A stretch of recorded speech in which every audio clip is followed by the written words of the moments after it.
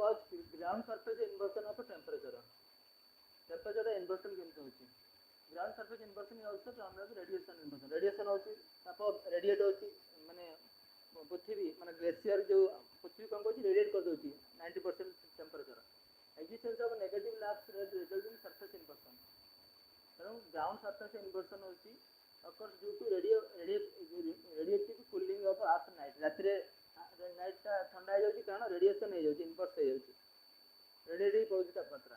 Normal lapse rate होची temperature decrease temperature कमी जाउची हाइट रे जेतु ग्रो जे कम जे temperature inversion equal to temperature decrease. Temperature बढ़ला माने इन्वर्सन ता होची कोन समान माने बढ़िबो विथ हाइट बढ़ला माने नेगेटिव हो जाउ.